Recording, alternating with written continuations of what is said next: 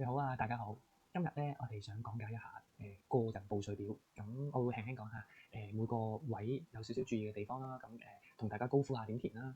咁呢張 form 咧就綠色炸彈個人報稅表 BIR60。咁喺2026年5月4號應該陸陸續續稅局都會出咗㗎啦。咁交 hard copy 即係你收到嗰封信，然後你填翻張 form 嘅話咧，就6月4號 deadline。咁稅局有個一個月嘅 extension，就係如果你選擇 e-filing 嘅話咧，咁你就可以遲多一個月。咁即係 e-filing 嘅話，個 deadline 咧就係7月4號。如果你未交 hard copy 嘅話，記得7月4號前就要登記個 e-filing 啦。咁就上翻稅局嗰個稅局個人網站啦，你可以用 iAMSmart 去智方便去登入完之後就撳提交個人報稅表。咁之後咧，跟住揀翻2226年，咁佢就會有呢一部分。咁呢一部分咧，就其實同呢一部分大致上基本上一樣噶啦。咁佢智能少少嘅啫。乜叫智能少少咧？就係如果你有薪俸稅嘅話咧，呢度剔呢個版面咧，其實係勾選嘅。如果你淨係有薪俸稅，即係工作收入嘅話咧，你淨係剔呢個咧，佢後面啲問題咧就淨係問你薪俸稅嗰啲咧，其他佢就唔會問噶啦，咁所以呢個叫做智能化少少啦。咁我用呢張 form 講，因為呢張 form 就包晒薪俸稅、物業稅、利得稅，咁呢幾樣嘢嘅，咁所以我就用呢張 form 講。但係如果你識填呢張 form 嘅話，其實咧就基本上識填呢一部分嘅。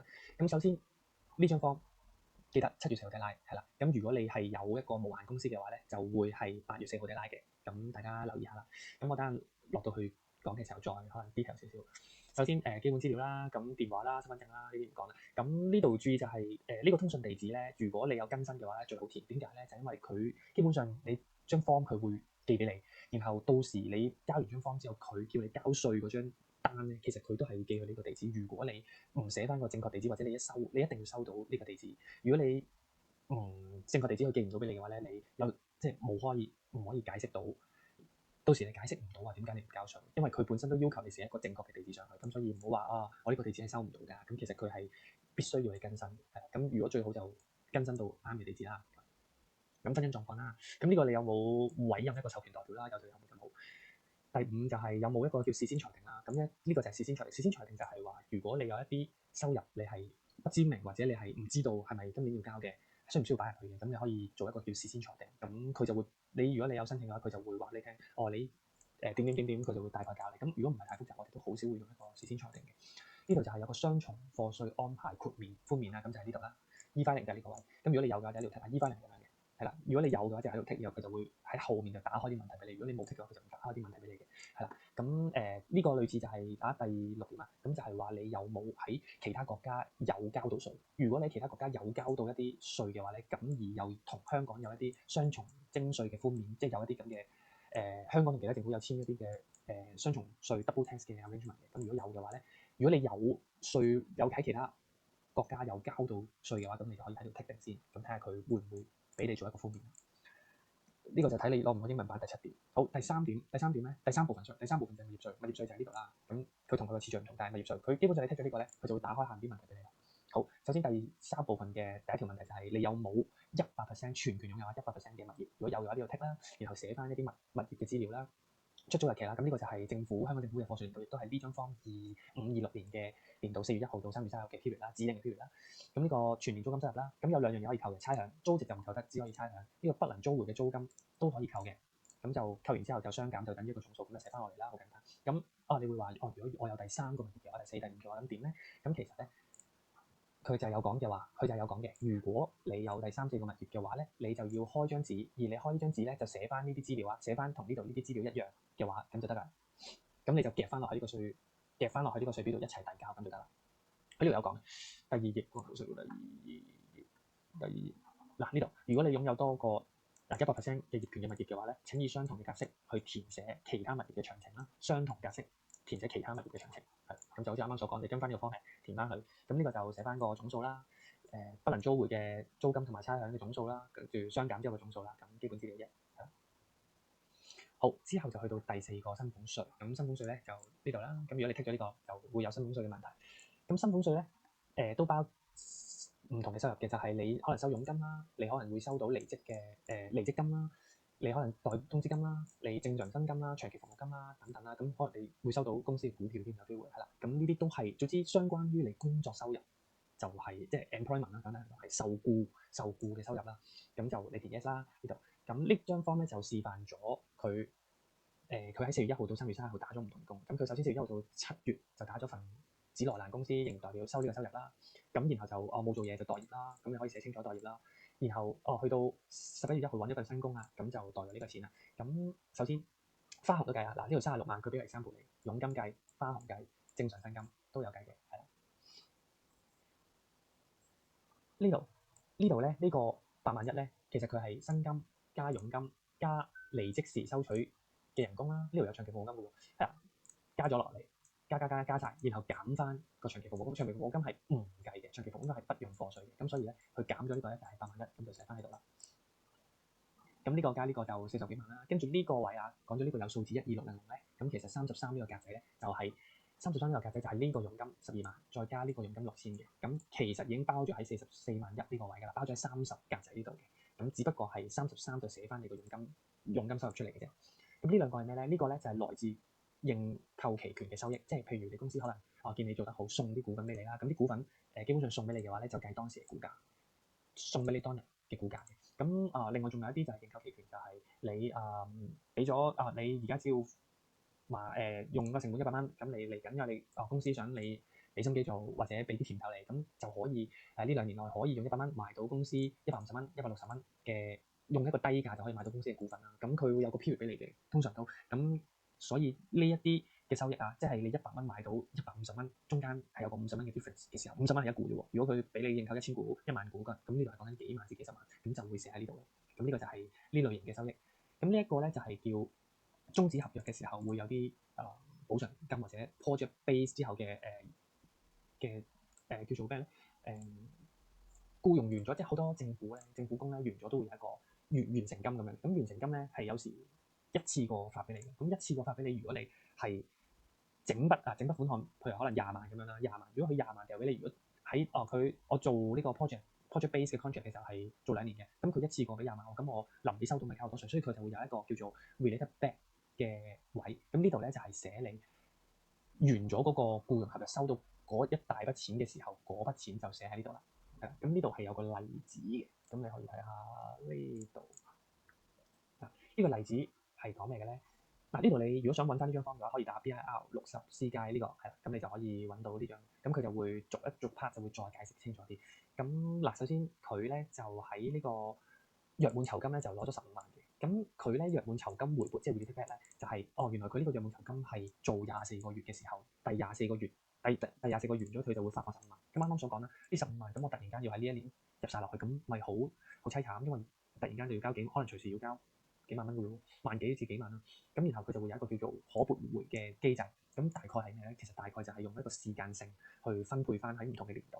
咁你本身 project base 嗰個 period 請你嗰個合約，咁講到明請你2年啊嘛。咁呢度有個 period 啦，23年7月到22年6月。咁你呢15萬應該係除24個月嘅，因為你呢個 project base 係24個月。咁而你25、26年即係呢一個課稅年度啦，呢一個你將會填緊呢張 form 嘅課稅年度，其實只係佔咗你3個月啫喎。呢15萬只係你24個月佔咗3個月喎。點解3個月咧？就係填呢張方係由25年1月開始嘛，25年4月1號，25年4月1號，25年4月30號一個月，5月31號一個月，6月30號，所以3個月咯。所以你嗰個約滿酬金喺25、26年度只係計3個月，咁佢就會呢個 back 嘅，咁佢就會計翻你究竟你24、25佔幾多個月咧？24、25係全年嘅，所以就佔24個月佔12個月，而23、24咧就係你24個月佔9個月。咁簡單嚟講就係用時間性去 related back 翻唔同嘅課稅年度啦。咁所以今個年度就佔3個月，咁所以就10萬。咁呢度點寫咧？就係你呢度咧就係包咗你嗰個約滿酬金嗰個數㗎啦，包咗㗎啦。咁然後你就再喺呢15萬24300呢個數係包咗15萬呢個數。咁所以佢喺呢個做呢個經理嘅時候咧就係24300嘅24300。咁佢24300其實係包咗呢15萬入邊。咁所以你就將整筆嘅約滿酬金就寫翻喺度，咁就得啦。15萬呢個位係啦。咁講到約滿酬金即係呢個32，咁33啱啱講咗啦，就係佣金收入嘅啫，係啦。咁呢一度咧就係你 related back 嘅時候，你 related back 幾多？即係簡單嚟講，你呢15萬你 related back 幾多咧？你 related back 131250，就係將5620再加7500，因為呢個唔關於25、26年度嘅。呢15萬入邊有131250蚊係唔關呢個年度事，咁所以你就寫翻呢個數就係 related back 嘅，係啦。你真實喺25、26年 charge 嘅只係24個月入邊3個月啫，800蚊嘅啫，係啦，175呢個數好。咁就係34呢個格仔，係啦。咁呢個35就係你有冇收到一個非香港公司俾錢你，非香港公司唔係香港公司，即係可能外國公司俾錢你，或者非香港啦，非香港就了解嘅啦。呢度就係你僱主有冇幫你俾薪俸稅嗰筆稅啊，嗰筆稅款啊，因為有啲喺合約度係可俾埋嘅，僱主係願意幫佢俾嘅，咁所以呢度就填 yes or no。呢個4.2咧就係 housing allowance， 即係僱主提供嘅 housing allowance。咁呢度咧點解話相關法團咧？就係因為有時個僱主未必直接去提供住所俾你，佢可能用一啲相關連公司去提供俾你。咁呢個都係要寫埋喺度嘅。咁你呢度第一點37就係你寫翻佢提供俾你嗰個租金租值，全年租金租值啦。OK， 呢度咧就係講緊薪俸稅嘅支出同開支。咁薪俸稅嘅支出同開支咧係喺呢一個位咧係幾 harsh 嘅。咁我哋嚟睇下咯。咁喺稅局嘅角度咧就係話呢一筆錢咧，你呢個開支咧支出同開支啊，呢度講緊38支出同開支必須要係為咗賺取呢個入息而發生嘅開支，而且呢個條款非常嚴格，係啦，喺好少工作可以符合到呢度條件嘅。咁首先講咗有啲咩唔扣得啦，你上落班嘅交通費啊，對於佢個 definition 嚟講係唔係必須嘅，係啦，唔係必須。咁你上班要襯衫喎，有衣物嘅喎，都係唔得嘅。咁你上班要食飯嘅喎，OT 要食飯嘅喎，都係唔得嘅。佢嘅 definition 係唔得嘅。咁咩嘅 definition 得咧？可以扣嘅。首先係一啲嘅你個職位嘅一啲 professional fee 啦，即係譬如你呢度寫就你可能係會計師，你可能係律師，你可能係醫生，咁而佢請你亦都係做呢類型嘅嘢嘅話咧，咁你係可以申報一個學會嘅，係啦，即係佢請你做，譬如你有會計師有律師，但係嗰個工作你係做律師嘅話咧，咁你就可以申報律師嘅學會啦，係啦，佢係擔當個職位嗰個學會嘅。咁另外下面有幾樣嘢都係可扣得，不過第一點就係你必須要喺僱傭合約中強制要求，即係簡單嚟講，僱傭合約係有列明，咁你啲出差費就得啦。如果唔係，如果你冇列明嘅話就唔得啦。哦，原來應酬費都得嘅喎，不過都係要喺合約僱傭列明先得嘅。清洗衣服，你個助理可能有啲人嘅工有助理，可能有啲明星球星佢有個助理嘅，佢必須要有個助理先開工嘅。咁如果喺合約有列明嘅話，其實係可以扣嘅。咁免稅額即係你個僱主要你帶啲某啲機器嘅話咧，咁就會有個折舊嘅免稅額可以扣。咁呢啲係好 harsh 嘅，都係要喺個僱傭合約中要求。咁呢個就係38。咁39咧就係一啲嘅進修費。咁進修費咧亦都係講緊你同你職業相關嘅進修費。譬如果你係做酒嘅，而你係走去夜晚，我嚟緊想轉行喎，咁我想做個律師喎，咁讀酒去讀個法律課程，咁就唔得啦。咁呢個進修課程都係要同自己個職業掛鈎嘅進修課程嚟嘅。咁呢個咧就係認可 donation 啦，40認可 donation 就係最少100蚊啦。跟住係一個 under approvable charity 嘅charity 嘅團體啦，你可以上網 check 啦 ，approved charity 啦，喺個 list 入邊啦。咁最高咧係可以你個收入工作收入減咗你個必須支出，減咗你啲必須支出嘅35%就係你嘅上限。咁呢個就係上限。咁呢個咧就係供款啦，僱員身份供款啦。咁僱員身份啊，唔係僱主啊。咁僱員你供幾多？咁呢度係上限係18,000蚊嘅，上限18,000。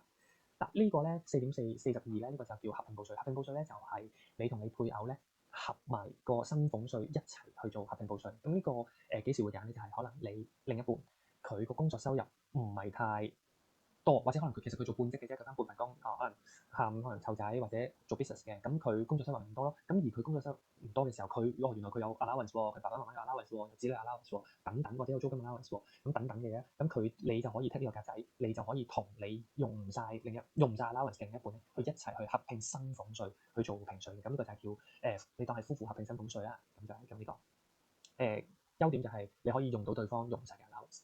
好，第5點就係利得稅，咁就係呢度啦。咁如果你依翻嚟嘅話，你撳呢個利得稅，咁佢就會打開後面啲問題。咁利得稅咧，利得稅呢度就係你有冇獨資業務？獨資業務係講緊你100% 嘅無限公司啊，記得係無限公司，一個人擁有嘅，係啦。有限公司係第2張方嘅，唔係呢張方報嘅，記得無限公司。咁呢度基本資料，呢度好，呢度第344咧就係總入息啦，即係可能你有 interest income，你有其他正常收入，或者有可能有 other income 嘅，呢個都可以全部 income 寫落嚟。咁呢個就係正常嘅營業額啦，即係唔計 interest 啊，唔計啲外嗰啲收入啊。咁呢個就係你基本嘅營運，主要營運個 business 嘅時候個收入啦。咁呢度有個細細地呢隻字咧，如果你個總入息上面呢個做44總入息，如果多過200萬嘅話咧，你就要附上一個財務報表。財務報表簡單嚟講即係 P&L balance sheet，咁佢就會列明晒啲有咩資產啊，銀行幾錢啊，你個使費用咗去邊啊，咁就會列明晒嘅。咁呢度咧雖然啲格仔唔係好多，咁但係其實佢有咩可以扣得咧？其實基本上呢個 necessary 嘅支出都係可以扣減嘅。佢雖然呢度冇打得好開話，哦，你可以咩可以扣減嘅咩？但係無限公司 necessary 嘅支出係關於你去營運呢間公司嘅，因為以公司當係公司咁睇，只不過係無限公司。咁你要營運呢間公司嘅支出都可以扣。咁邊度可以略略睇到咧？就係嗱，佢呢度有個毛利啦，毛利即係你減咗啲 direct cost 啦。direct cost 係咩？就係可能你買貨嗰啲錢啊，咁呢啲叫 direct cost 啦。即係你可能你買個手錶翻嚟，你再賣出去，咁你手錶嘅成本嗰個叫 direct 貨錢啦，貨錢叫 direct cost 大致上係啦。咁你減咗，佢有個毛利，然後呢度咧就係個純利啦。咁呢度毛利36萬，純利24萬，咁其實佢中間咧其實就係有12萬嘅支出。咁佢呢啲格仔咧就冇需要你寫晒出嚟，但係如果你超過200萬嘅話咧，其實你係需要列明晒你啲支出係開咗喺邊個範疇嗰度，即係正常會計去做一啲嘅財務報表嘅支出。咁呢度咧就攝咗12萬嘅支出喺呢度嘅，咁你就會見到係啦。咁呢度有樣嘢要留意就係呢個位就唔可以出糧俾自己，同埋唔可以出糧俾配偶。唯一就係喺呢個無限公司嘅一啲要留意嘅地方係啦，呢個位唔得，唔可以。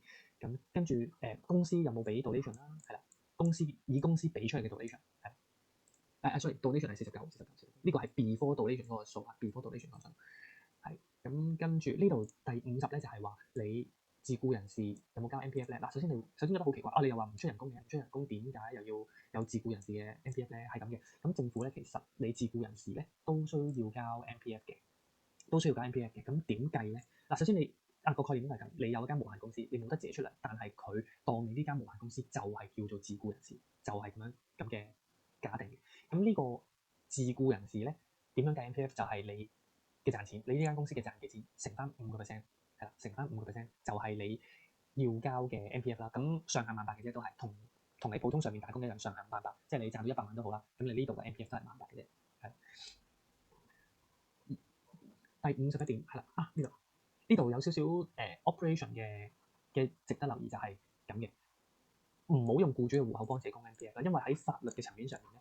喺法律層面上面，你唔係僱員，你係老闆，你係東主，咁所以咧係 operation 上就唔好用僱主戶口幫自己供款啦。如果你係東主嘅話，你需要開一個自僱人士嘅 MPF 戶口，用個人名義直接向呢個強積金供款。如果唔係嘅話咧，稅務局會拒絕呢個供款啦，積金局法院會退回呢個唔正確嘅供款啦，係啦，咁就會喺 operation 上就會有咁嘅處理方法。好，去到51咧就係兩級稅嘅課稅，兩級稅嘅課稅係咩嚟嘅咧？嗱，喺2018年嘅4月1號咧，喺1819年啦，咁政府就推出咗呢個兩級制稅。咁兩級制稅咧係喺利得稅，無論係有限公司或者無限公司都適用嘅。咁8.25咧其實係有限公司本身有限公司嘅 standard rate 咧係16.5嘅。咁如果你用咗兩級制，即簡單嚟講，兩級制即係減半，頭200萬嘅利潤就係用8.25嚟去計嘅。咁如果你無限公司頭200萬咧，就會用佢 standard rate 係15。咁無限公呢度係無限公司啊，無限公司咧。減咗半嘅話咧，就係7.5% 去計嘅。嗱，呢度利潤將會以7.5，咁200萬之後嗰啲咧就會用翻15嘅，係啦。咁呢一個咧點解要掛鈎到去有限公司去睇？因為呢一個兩級制嘅稅率咧，其實係只可以apply一間嘅啫，只可以apply你無限或者有限，係啦，是但一間。咁睇下你邊間着數啲。咁如果你無限公司又揾好多錢嘅，有限公司我擺喺度唔喐嘅，咁你就會將呢個兩級制嘅稅咧就擺喺無限公司就抵啲啦。咁呢個其實係都好重要嘅，有好多 tax planning 嘅公司咧，其實都會係用呢一個位嘅，係啦，呢個要留意啊。咁如果你有其他你有 control 嘅公司啊，你本身係有 control 嘅公司，有控制權嘅公司，即係你有50%以上嘅公司咧，你都要填翻張 form attachment form 嘅附錄第6部分咧。咁嗰度嘅部分就係填你仲有啲咩公司嘅，咁你要填翻俾佢。原來你嗰啲公司你冇攞嘅，你係喺呢間公司無限公司用咗呢個稅制，咁所以你其他有關聯嘅公司都冇攞到呢個兩級稅嘅課率嘅，係啦。咁呢個就特別留意啦。52就係你有冇同非香港人士進行一啲 transaction 啦，係講緊無限公司啊，無限公司。53你有冇一啲扣除 IP 啊、扣除 R&D 嘅支出係啦，申索扣除啊，即係有冇需唔需要申索扣除啊呢啲？跟住你有冇 IP 嘅收入而係想申請利得稅嘅寬免，亦都係如果你有想咁做嘅話咧，你就 yes。54咁第6部分咧就係20A 係咩嚟咧？其實佢就係一啲不過呢個位咧就第6部分咧就好少人可以 trigger 到呢個位嘅，就係佢係一啲離岸嘅公司。如果簡單嚟講，如果你控制到一隻離岸嘅基金，大概30%或以上，同一啲相關人士一齊，如果 control 到佢30%或以上嘅話，而呢間離岸公司咧，佢不斷咁揾錢嘅話咧，咁佢就會將呢一啲揾錢咧就認為係香港嘅應評稅利潤。咁呢個出入嘅位都幾高啊！講緊係唔係講緊你買嗰隻基金買幾手啊、100手啊、1000手啊咁就可以啊？係講緊你控制到個離岸基金嘅30%，咁大概係呢啲 AE 啊、AF 咁嘅嘢啦。第7部分就係個人入息課稅。咩叫個人入息課稅啊？咁就係呢一度啦，E-filing 嘅呢一個位個人入息課稅。個人入息課稅其實就係你有呢幾個薪俸稅、物業稅、利得稅係啦。咁如果你有呢幾樣嘢，個人入息課稅咧就會自行幫你將呢3樣嘢一齊 combine 一齊扣嘅，咁就係個人入息課稅。咁剔咗唔緊要，佢會幫你計到你係咪合埋呢3樣嘢一齊交係最好咧。咁呢一個有咩？呢個有咩着數咧？就係你原來人工揾好多錢嘅，咁但係你出去做生意嘅時候咧蝕好多錢嘅，咁佢就可以用你人工呢個咧就去 offset 你呢個。咁呢一個位嘅好處就係你可以用上面是但一邊賺錢去 offset 是但一邊蝕錢，咁就係呢一個嘅着數啦。咁呢度下面有一個問題就係落9，就問你係咪同配偶去做一個個人入息課稅嘅合併？咁呢個有咩用處咧？其實就係可能你老公嘅翻工賺到好多收入，有老婆我做 business，可能做指甲嘅，自己做生意嘅，但係 loss 嘅冇蝕錢嘅，咁咪夫婦合併咯。因為你一個係 business income 啊嘛，一個係工作收入啊嘛，咁所以就用一個69嘅合併個人報稅去，咁你嘅男士嘅工作收入就可以 offset 女士嘅嘅 business 嘅 loss 啊，咁係啦，就可以咁樣就喺呢個位。好，然後第八就係講緊一啲嘅關於一啲 housing 嘅或者租金嘅扣除。咁其實 E-filing 咧都有嘅。咁 E-filing 呢度有4個格仔，咁佢其實你撳咗佢之後咧，佢就會打開後面嘅問題，所以其實佢就做咗一啲 box。如果你有啲嘢冇咗，佢後面就冇問你嘛，後面就唔打開相關問題問你啦。咁所以佢就分咗4類。呢個就係收取租金。你買咗個物業之後，你有 mortgage 你會有利息噶嘛？咁但係你原來你出租有個收入嘅，出租嘅呢個咪出租。呢個居所貸款利息就係你自住做 mortgage。呢個咧住宅租金扣除就係你出去租樓。咁記得呢個係住宅，唔係你租一啲咩 office 啊，租工廈瞓覺啊，或者你租商廈唔得嘅，唔得，一定係住宅係啦。呢個就係 additional allowance，就係如果你有仔女係2023年10月25號之後同你同住嘅話咧，佢就會有多2萬。如果簡單嚟講，你有仔女喺呢個日子後出世嘅話，有同住嘅話就剔呢個格仔，咁就會有多2萬嘅。係啦，咁呢幾樣嘢咧，其實就係答晒，佢就會開翻呢一大紮問題，由8.1去到8.6嘅問題，其實佢就會喺開俾你㗎。咁視乎你剔咗邊個格仔。咁第8部分，咁我哋講下。咁呢度咧物業地點，咁你就寫翻晒你相關物業啦。呢度嘅物業係講緊你 mortgage 自住 mortgage 又好，收租又好，你都寫喺度嘅。呢幾個係一次過寫晒喺度嘅。咁我哋再嚟睇下啦。咁佢咧呢一個 sample 啊，佢8.3出租物業要支付利息，即係簡單嚟講，佢出租大 mortgage，咁佢就100% 擁有嘅，100% 擁有。呢度第2個物業，佢都係100% 擁有，佢都係出租嘅，佢 mortgage 嘅之後嘅 interest 全年啦，講緊全年。呢度第3個物業咧，就係其實佢同佢夫婦50% 啦，5% 各自擁有一半。咁咧佢係自住嘅。呢個物業點解睇到自住？因為佢8.4係填自住嘅利息，8.4自住利息，咁所以佢自住嘅利息係咁多，咁佢佔50% 嘅啫，咁所以佢就係少萬嘅8萬。係啦，咁就咁填嘅。8.3係出租嘅收入而支付嘅利息，呢個係淨係利息啊，係啊，利息呢度都係講利息。好，8.4呢一個位咧，8.4嘅第2咧，配偶提名，即係 nominee 啦，nominee 呢個點用咧？就係可能你太太，可能你配偶啦，你嘅配偶咧，另一半咧，你嘅另一半佢本身個收入咧冇咁高，呢筆錢咧佢用唔晒，咁佢有供樓嘅，咁佢可以射翻嗰個 interest 射翻俾你用，咁所以佢就會叫做 nominee，將個 interest nominee 俾你去扣。咁呢個係你當係政府少少着數嘅位啦，咁夫婦可以 nominee 俾你扣啦。咁呢個8.5咧係住宅租金扣除。你如果因為佢呢度自住咗，如果你有自住咗嘅話咧，你就冇得出去租㗎啦，咁係相沖。咁如果你冇自住嘅話咧，咁你呢度就可以去租樓住。咁你租樓住就寫翻個租樓日期啊，簽嗰個人啊，係咪合租啊？咁你租金咧上限係10萬蚊嘅，咁可以睇翻呢個表。咁呢個表叫 Domestic Rent Deduction Basis，咁就係有10萬蚊，係啦，有10萬蚊。係啦，咁如果好似啱啱所講啦，8.6，如果你有仔女喺10月25號23年呢個後出生嘅話咧，咁你可以填埋呢個，咁就會有 additional 2萬蚊 additional 係啦，2萬蚊，咁就可以扣。咁呢個就係8.6。好，第9部分就係你有冇去買一啲嘅自願醫保。咁自願醫保咧有啲受益人㗎嘛，係啦，受保人啊咁之類啦。咁如果呢個受保人係你親屬、子女、兄弟姊妹、爸爸媽媽、祖父祖母都可以擺落去度扣嘅。咁佢係計每個人頭嘅，即係父嘅一個，冇一個兄弟姊妹子女各自一個，咁佢冇上限嘅，佢個 definition 就係要呢啲你當係 family member 係啦，佢嘅 family member 就係子女、兄弟姊妹、父母、祖父母係，咁就係呢啲。咁兄弟姊妹咧係子女係要18歲內啦，如果18至25歲嘅話咧就要讀緊 full time 大學先 meet 到佢嘅 definition 嘅。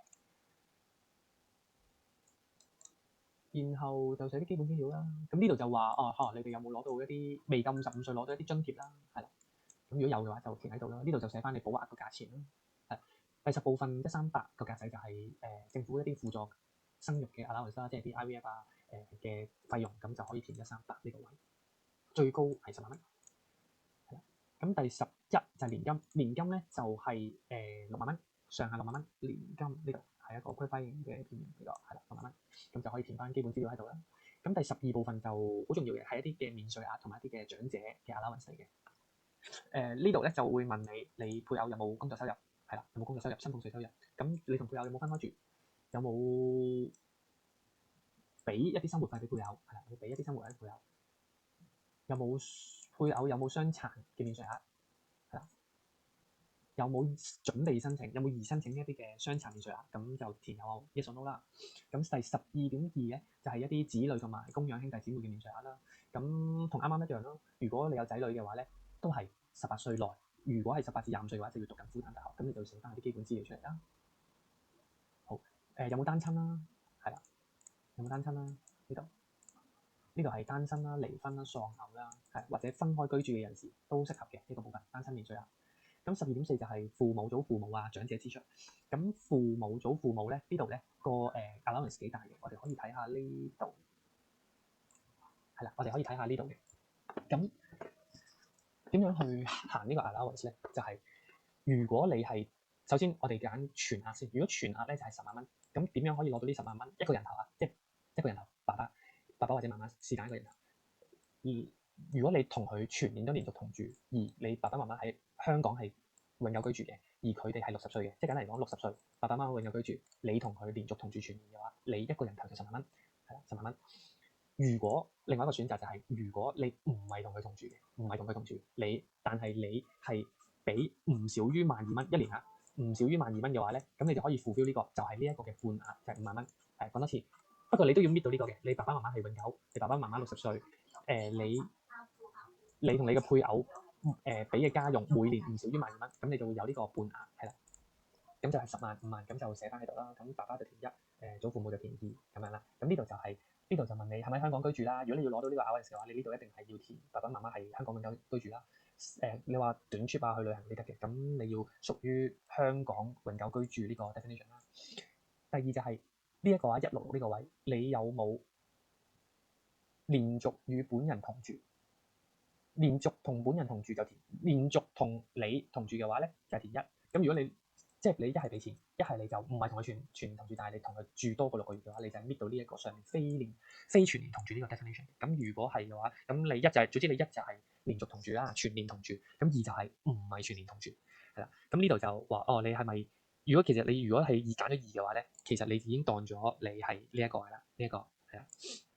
咁2就係你係有俾生活費佢啦，咁呢度啦，俾家用生活費啦，去供養該父母啦，咁你就喺呢度就填 yes 啦，係啦。咁呢度仲有一個半額嘅津貼，就係如果用同一個 definition 嘅話咧，你爸爸媽媽你搣唔到呢個60歲嘅要求，你只係55至59歲嘅話咧，你而啱啱搣到同佢同住咁你就係呢一個嘅半額同埋呢一個半額，係啦。咁要視乎你係同住定係唔同住，總之你爸爸媽媽未夠60歲都得嘅，係55至59歲都得，不過係呢一個額嘅半額，係啦，睇下你同住定係唔同住。好，咁另外呢度咧就係呢個 sample example 咧，就係講佢祖父母住老人院全年嘅開支咧就俾咗呢個錢，咁咧上限係10萬嘅，咁你亦都可以去用呢個去求嘅。咁祖父母就係呢個位啦。咁如果你有填到一啲同配偶一啲合併報稅嘅話咧，記得呢度要簽名，係啦，記得簽名。記得你配偶都要簽名啦，應該係我記得你配偶都要簽名啦，係啦。咁呢度就大致上就係呢張稅表嘅填法。